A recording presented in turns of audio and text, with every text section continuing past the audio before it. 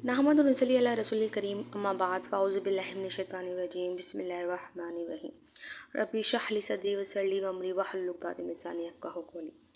Last time हम बात कर रहे थे इस्तिग़फ़ार से अल्लाह की रहमत, मग़फ़िरत व बख्शिश तलब करना। इसी तरह जब इंसान इस्तिग़फ़ार को लाजिम पकड़ लेता है तो उस पर के बेशुमार फ़ायदे होते हैं। जो इंसान इस्तिग़फ़ार को लाजिम पकड़ता है इस पर अल्लाह ताला की बेशुमार रहमतें बरसती हैं। अल्लाह ताला के ऐसे समारात होते हैं, ऐसा रिज़्क़ अल्लाह ताला आसमान से बरसाता है जिसकी कोई मिसाल नहीं होती, और आप ख़ुद हैरान हो जाते हैं कि इतनी रहमतें, इतनी बरकतें कैसे शामिल हो गईं। इसी तरह एक शख्स हसन बसरी रज़ियल्लाहु ताला अन्हा के पास आया और वो कहता है कि मेरी औलाद नहीं होती, तो आपने कहा इस्तिग़फ़ार करो। और फिर एक शख्स आता है और कहता है कि हमारे इलाके में बहुत कहत है, तो आप भी उसे यही मशवरा देते हैं कि तौबा इस्तिग़फ़ार करो। एक आता है कहता है कि हमारे इलाके में पानी की कमी बहुत है, रिज़्क़ की कमी है, और मतलब वो अपनी तमाम चीज़ें बता रहा होता है।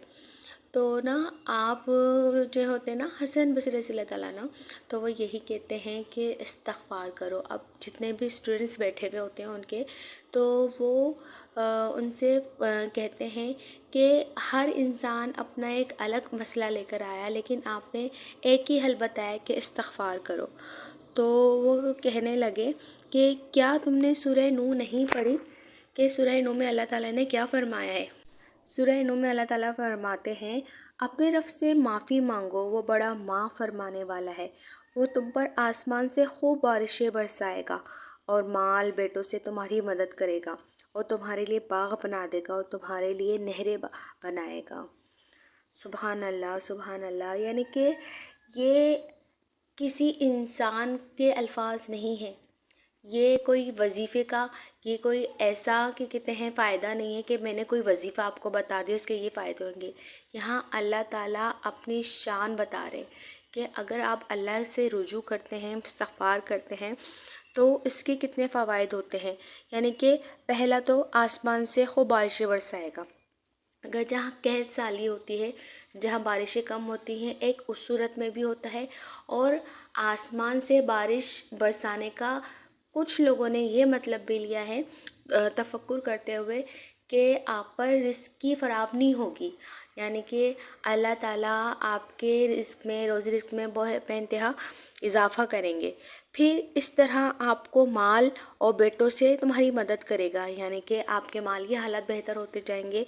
और बेटों से मदद यानी कि सबको पता है कि बेटों के बारे में अरब में क्या रिवाज था कि बहुत ज़्यादा तरजीह देते थे, और आज के दौर में भी। लेकिन इसका मतलब नहीं कि बेटियां बुरी होती हैं, क्योंकि जो मर्द होते हैं उन्हें बहुत सारे आउटडोर जाके बहुत काम करने होते हैं, और कुछ काम जो है ना वो मर्द ही अंजाम दे सकते हैं।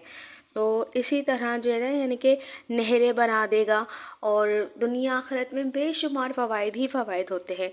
इसी तरह जो है क्या कहते हैं, सूरह हूद में भी अल्लाह ताला फरमाते हैं, अपने रब से बख्शिश मांगो और उसकी तरफ पलट आओ, वो तुम्हें एक मुकर्ररा वक्त तक तुम्हारी बेहतरीन सामान ज़िंदगी देगा, और हर ज़्यादा अमल करने वालों को ज़्यादा सवाब देगा। यानी कि फिर अल्लाह ताला फरमा रहे हैं कि बेहतर सामान ज़िंदगी अता फरमाएंगे। अब वो बेहतर सामान ज़िंदगी अगर हम आज के दौर में अगर सोचें, तो एक लग्जरी लाइफ होती है, एक अच्छा घर होता है, एक अच्छा हेल्थी लाइफ स्टाइल होता है, आप अच्छा खाते हैं, और फिर रहने के लिए एक अच्छी जगह होती है, और लग्जरीज होती हैं आपकी ज़िंदगी में।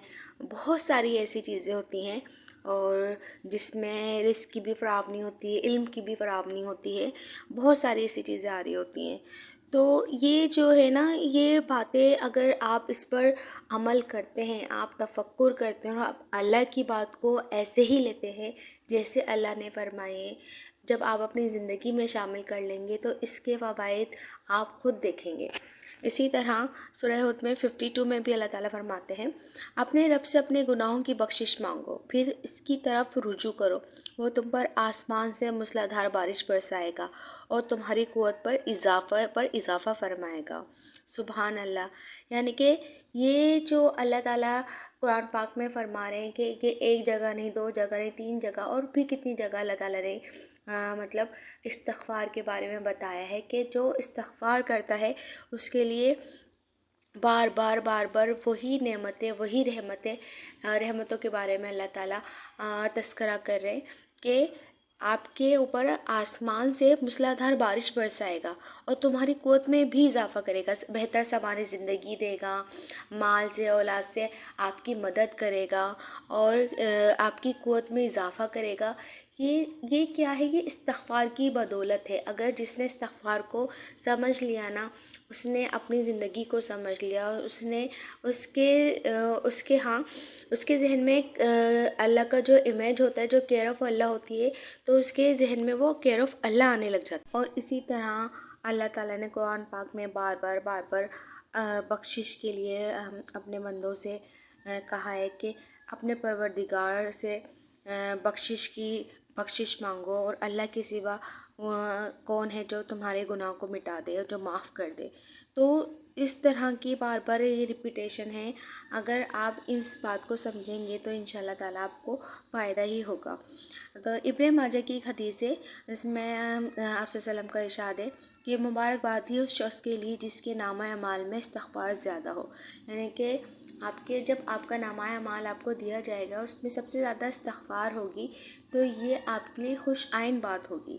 اور اسی طرح ابو داؤد اور ابن ماجہ کی بھی ایک حدیث ہے، جو پابندی سے استغفار کرے گا اللہ اسے ہر غم اور تکلیف سے نجات دے گا، ہر تنگی سے نکلنے کا راستہ پیدا فرمائے گا اور ایسی جگہ سے رزق دے گا جہاں سے اسے وہم و گمان بھی نہ ہوگا۔ سبحان اللہ۔ یعنی کہ قرآن کریم کی آیتوں کے بعد کافی حدیثیں ہیں جو بیان کی گئی ہیں، جو پابندی سے استغفار کرے گا اللہ اسے یعنی کہ اس کے غم بھی مٹا دے گا، جو تکلیف میں مبتلا ہے اس سے بھی نجات دے گا اور تنگی سے نکلنے کا راستہ پیدا فرما دے گا اور ایسی جگہ سے رزق دے گا جہاں اس کا گمان بھی نہیں ہوگا۔ سبحان اللہ، سبحان اللہ۔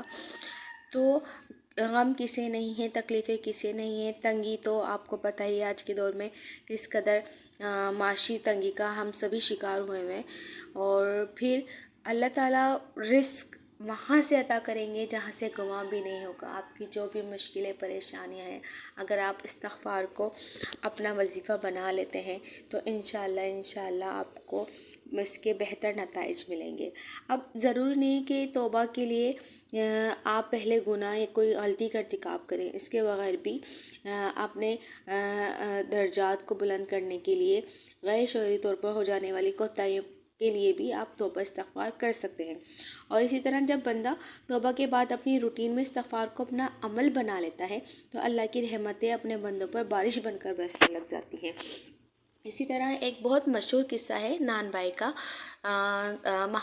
ایک جگہ سے ایک بزرگ گزر رہے تھے، تو رات کافی ہو جاتی ہے، وہ کوشش کرتے ہیں کہ وہ جو یہ مسجد ہے یہاں پر رک جائیں، وہاں پہ رات گزار لیں۔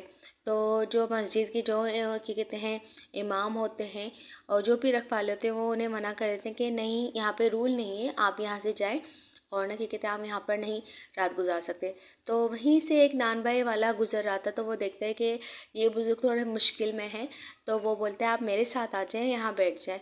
اب وہ جب آٹا گنتا جاتا ہے تو استغفر اللہ استغفر اللہ استغفر اللہ کہتا جاتا ہے، تو وہ بزرگ بہت اسے تعجب سے دیکھ رہے ہوتے ہیں، تو وہ پوچھتے ہیں آپ اتنے استغفار کرتے ہیں کہ آپ کو کبھی اس کا کوئی فائدہ بھی ہوا ہے؟